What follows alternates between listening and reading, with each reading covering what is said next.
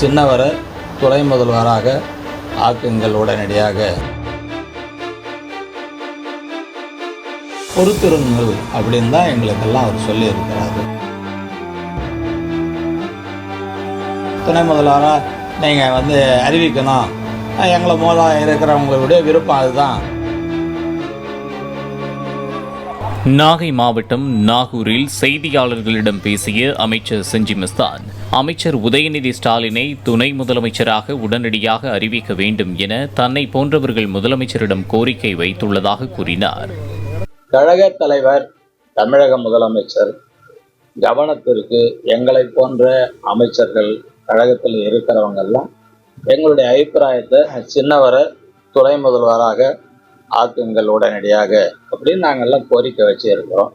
அது பரிசீலனை செய்யப்படும், பொறுத்திருங்கள் அப்படின்னு தான் எங்களுக்கெல்லாம் அவர் சொல்லி இருக்கிறாரு.